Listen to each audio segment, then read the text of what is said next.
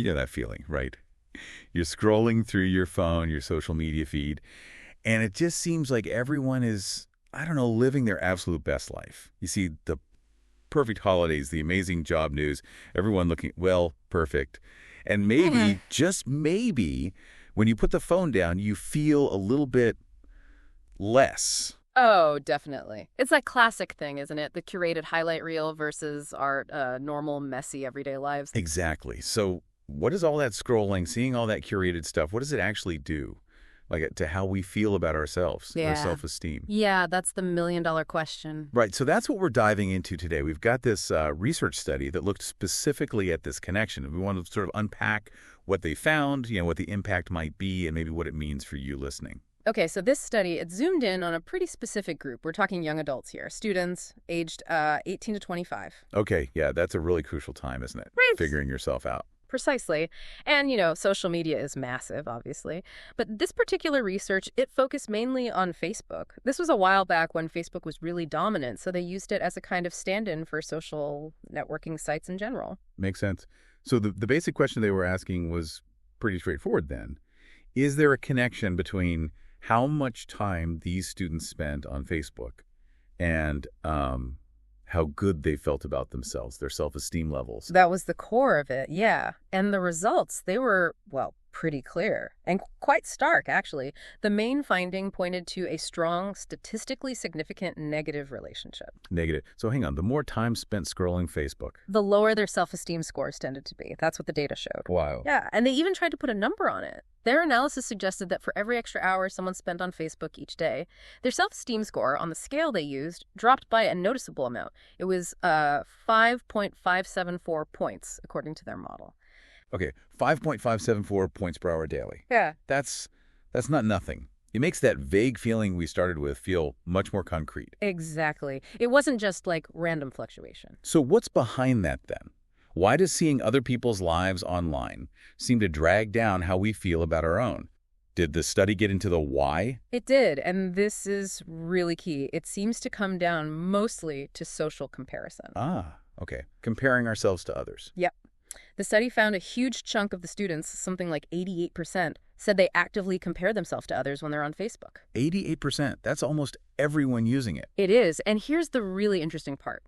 Of those people making comparisons, almost all of them, 98%, were making upward comparisons. Upward comparisons. You mean like looking at people they thought were doing better than them, or had more, or looked better, or that sort of thing? Precisely that. Looking at someone's amazing vacation photos or their job promotion announcement or maybe just how many likes they get, and then comparing that shiny image to your own, maybe more mundane reality. Yeah, okay. So seeing all that carefully selected perfection makes your own life feel, I don't know, less exciting, less successful, like you're not keeping up. That's exactly the mechanism they proposed. It can foster feelings of inferiority, maybe make you feel less fortunate, or even weirdly ungrateful for what you do have because it pales in comparison to the online portrayals. It's kind of like comparing your own raw, unedited daily life, the behind-the-scenes stuff, to everyone else's perfectly edited movie trailer. Right. That constant gap can really wear away at your self-perception. That makes a lot of sense. It really clicks with that feeling people talk about. Now, you said this study focused on Facebook. Did they mention if this is just a Facebook thing or is it wider? Good question. The paper did touch on that in its literature review. It acknowledged that some other research hints it might be broader than just one platform. Maybe it's linked to heavy internet use in general, not only social networking. And interestingly, they also mentioned a counterpoint that for some people, maybe those who already have low self-esteem or find offline socializing difficult. Mm-hmm. These sites might actually offer a way to build connections, what researchers sometimes call social capital. Okay, so it's not universally bad for everyone, always. There could be nuances, maybe even some benefits for certain individuals or certain ways of using it. Right, it's definitely complex. But, the main thrust of this study, the dominant finding, was that negative link, largely driven by that upward comparison. And we should also remember, like any study, it had its limits. Right, you mentioned the age group, one location. Exactly. One age group, one location, primarily one platform at that time. And it relied on self-reports, people telling researchers about their own habits and feelings. Which isn't always 100% accurate, naturally. Exactly. So while the finding is powerful, we need to be careful about saying these exact numbers apply to absolutely everyone everywhere on every single platform today. That's fair. Important context. So, okay, let's wrap this deep dive up. The main takeaway from this piece of research seems pretty clear, despite those limitations.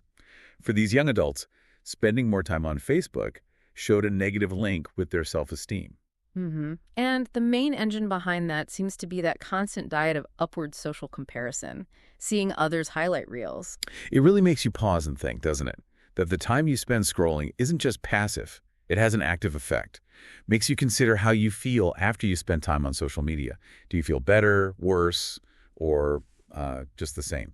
It's a crucial question to ask yourself. Absolutely. Yeah. And maybe that leaves us with a final thought to chew on.